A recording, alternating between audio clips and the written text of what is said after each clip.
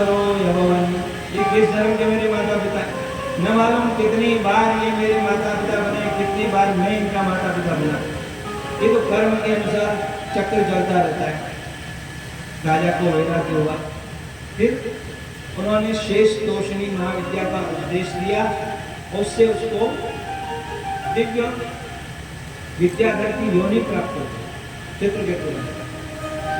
एक बार विमान में बैठ करके जा रहा था और कैलाश के ऊपर से गया, वहां उसने राम विजय लीला चल रही, बिना प्रसंग को समझे किसी के बारे में कुछ कहना नहीं।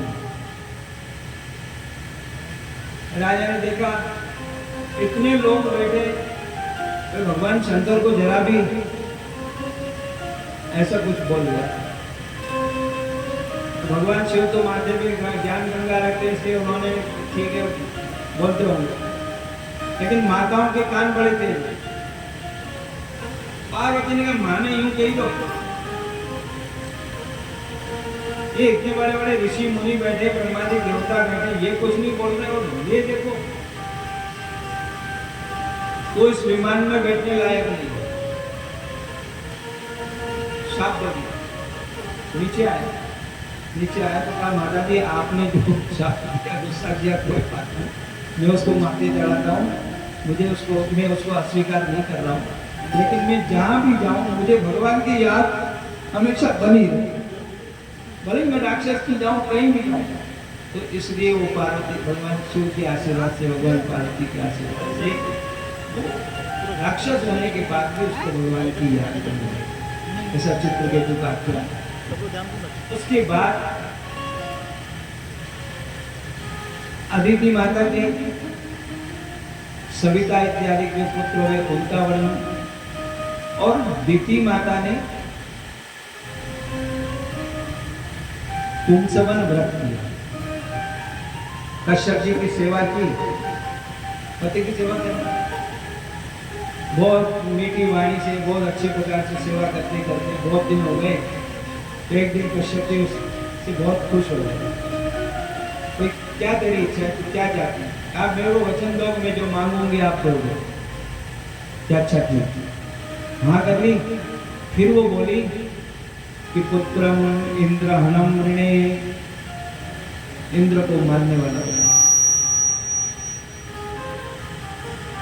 अब तो अपने आप को, क्योंकि दो पत्नियां थी, दो ब्याह कर, वो भी बच्चे मेरे, इंद्र भी मेरा ही बेटा है, और ये भी, और ये ऐसा मान रही, तो मैं तो बड़ी मुसीबत में फंस गया।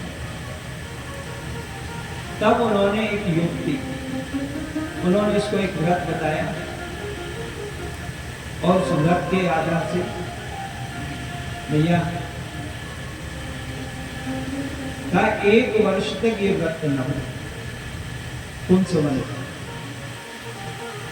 ये व्रत तुमने बराबर किया तो तुम्हारे को इंद्र को मारने वाला बेटा होगा, और नहीं कहीं भी कुछ मिस्टेक हो गई, कुछ भी गड़बड़ी हुई तो वो देवताओं का भाई बन जाएगा। ठीक है, बड़ी सावधानी से उसने वो व्रत किया। खाने के नियम है, पीने के नियम है, सोने के नियम है। संध्या की वेला में खाना नहीं, सोना नहीं, दोनों समय स्नान करना, अंजलि से पानी नहीं पीना, झूठ नहीं बोलना, गुस्सा नहीं करना। सभी व्रतों में ऐसा ही नियम रहता है, सभी व्रतों में ऐसा नियम रहता है। और बिना धुले हुए वस्त्र नहीं पहनना प्रतिदिन। और कैसा करना है, 1 वर्ष तक करना है, 1 साल तक। बहुत दिन बीत गए, इंद्र को मालूम पड़ा यदि ये व्रत सफल हो गया तो कहीं खेल नहीं। अब वो आया, बोले माँ मेरी इच्छा हो रही, मैं आपकी सेवा करूँ। रोज फूल लाए, फल लाए, और जो कुछ जो उसको अच्छा लगता तब लाके। एक दिन शाम के टाइम संध्या के वेला में स्नान करके आई, और उसी समय एक इंद्र एक बहुत सुंदर फल लाया, दिखने में भी सुंदर था, और वो उसको बहुत पसंद है। कोई भी नई चीज होती है तो उसको पहले भगवान को अर्पण करना चाहिए। कोई भी नई चीज आती है अपने घर में तो भगवान को अर्पण करना, साल हो जाता है। वस्त्र हो, आभूषण हो, अन्न हो, फल हो, कुछ भी हो, सब भगवान को अर्पण करना।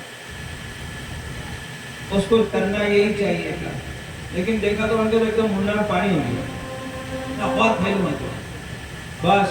वो नहा के आई थी, बाल खुले थे, संध्या की वेला में बाल खुले नहीं रहना चाहिए, बहुत लिखा हुआ है इसमें।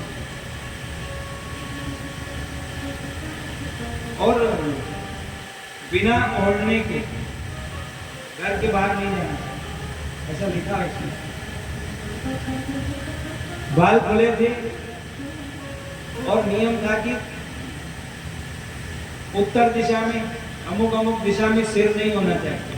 घर में भी सोते हैं तो पूर्व और दक्षिण। कभी प्रवास की स्थिति होती, यात्रा की स्थिति होती है, पश्चिम में भी सिर करते हैं। बिना हाथ पांव धोए, बिना कुल्ला किए सोना नहीं चाहिए। ऐसे बहुत सारे नियम हैं। उसने वो फल लिया और खा लिया, और खाने के बाद और थोड़ी देर वो लेट गए, नींद लगी। उसका सिर गलत दिशा में था, उत्तर दिशा में सिर करके कभी नहीं सोना, सबको मालूम है। आखिरी में उत्तर दिशा में सुला, इसके उधर नहीं सुना। और उससे वैज्ञानिक बात हुई है कि ब्लड का सर्कुलेशन बिगड़ जाता है उत्तर दिशा में सिर करके सोने से। इंद्र को मौका मिल गया, वो श्वास के माध्यम से उसके पेट में चला गया और जाकर के उसने गर्भ का काटा। उसकी 7 टुकड़े थे, लेकिन रक्त का प्रभाव था तो 7 बच्चे उसको नजर आए, एक के साथ। फिर उसने उन 7 के साथ कर दिया, कुल 50। घबरा गया आपको, मैं तो सोच रहा था कि इनको मार दूंगा, लेकिन ये तो बाहर आ गया। थोड़ी देर के बाद सब बच्चे बाहर आए।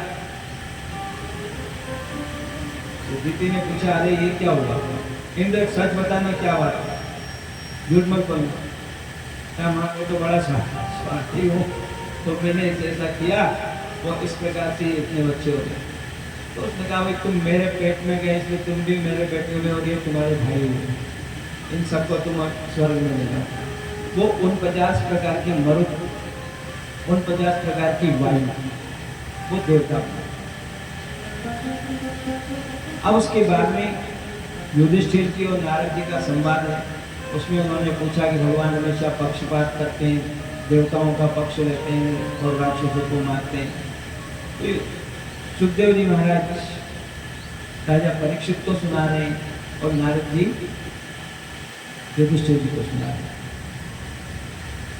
हाँ भाई देखो,